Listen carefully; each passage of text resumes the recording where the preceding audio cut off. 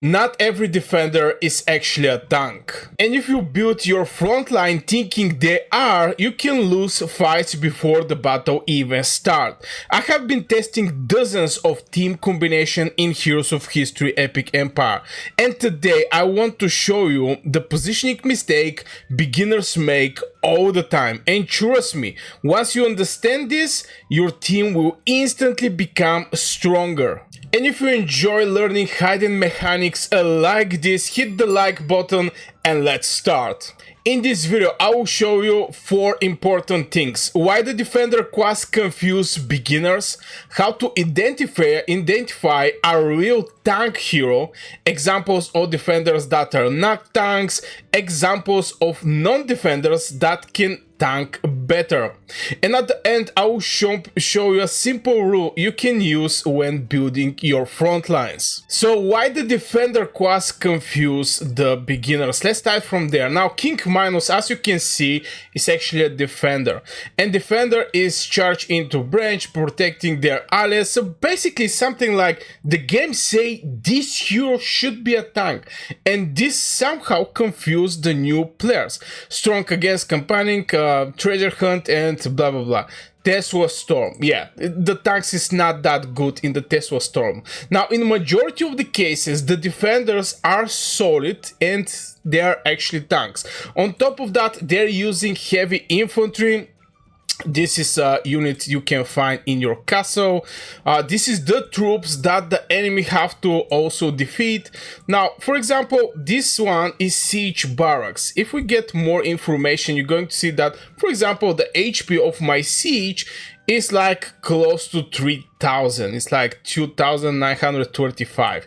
This is the HP. Now here we're having the heavy infantry, and here the HP. Okay, since I point out the siege, but the siege is just a single troop. On the other side, the heavy infantry is couple troops.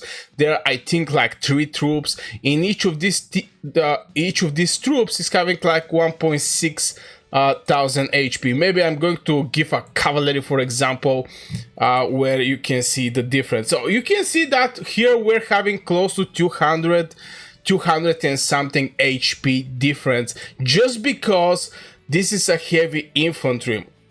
The other thing is, we're going to go there, but this is one of the things that, you know, from first look, people see that defenders should be a tank. The troops that are with the defenders are very tanky, and etc. So this is actually something that, you know, is like telling the beginners this should be your tanks. In many cases this is correct, but not always. Now, how to identify a real tank hero? There is a couple things that you should keep in mind. Now, first thing is, do he have a healing? Now, the majority of the cases, the tanks are having some kind of self-healing, like in this case, King Minos is heal himself for some percentage. Also shield himself. Now, shield himself and heal himself is something that is for tanks in majority of the case. Now, there is other heroes that is having this ability to heal himself, but shells for you, just for you, is something tanks related. Now, other hero I can point out, and here you can see that we're having taunt all enemies. So if the hero is taunting all the enemies, definitely is a tank. Same with, for example, Otto, taunt of the enemies, shoot himself. And one of the new heroes that I currently get in this game is actually this bad boy, Howard Carter. This bad boy, again, taunt of the enemies for 5 seconds, heal himself and heal himself again. Here we don't have shield, but again, we're having the taunt. Now, taunt is one of the things that the tanks are doing, but not always. So this is one of the things: shield himself, heal himself, taunt the enemy. The other thing is it have to be a melee I want to stress out this thing that if your tank is your tank cannot be some range hero that is shooting from a distance. The reason behind is the tanks are for the front lines. They have to jump and start fighting with the enemy tanks. This is your front lines where the fight is happening. So if the hero is not a melee hero, definitely is not a tank. This is a second side that I can give. But still, again, heavy infantry is the majority of the cases, this is where the tanks are. Now let's talk about examples of defenders that are not actually tanks, and I'm going to make just like this so we can see all of the heroes. Okay, let's talk about the defenders that not actually a tank, and I'm going to give you directly this hero. This is a defender. This is Ikigea, this blade or something like this. As you can see, he's a defender, but the ability is dealing 100% damage, area of effect damage to the enemies, reduce the accuracy of the target by 10% for 8 seconds. So this is, you know, looking like defender, but it's so squishy, it can be easily killed. This is not a tank. Now, other hero that I can give you as an example that is not looking like a tank is, for example, this one, Elcid. Elcid, what he's doing, deals 60% damage, area of attack, area damage to the enemies, reduce the attack of the target by 22%, and etc. Is doing some kind of healing, but compared to the rest of the things, I can say is between the tanks and between the DPS. Other one I can actually point is Jefferson, Thomas Jefferson. This bad boy, the ability is just transfer 30% of the damage he receives to the enemy with the highest HP for 6 seconds, prioritizing heroes. This is not a tank. Yeah, he's going to transfer the damage he's receiving, but at the end of the day, it cannot save your front lines. It's basically just doing damage to the linked enemy that he is with. Now, some other hero I cannot say is that big tank is actually Ragnar Longbrook, even though that's a lot of people are going to hate me about this, but you know, this teleports. I don't have a lot of tests with him, but still, if I have some other tank, I'm definitely going to count on tank that is sitting on my front lines and is not actually teleporting somewhere, teleporting to the farthest enemy, prioritizing heroes. Is basically going to leave your front lines. So as you can see, not every defender is actually a tank at the end of the day. Now I'm going to give you guys examples of non-defenders that can actually tank better. And I'm going to start with one of my favorite one, and I use him from very long time, and this is actually Atiwa. Now Atiwa is a hero that I use for the treasure hunt as a tank. As you can see, he's a single striker cavalry. The majority of the cases, the cavalry are range heroes, but not Atiwa. Atiwa is a melee hero.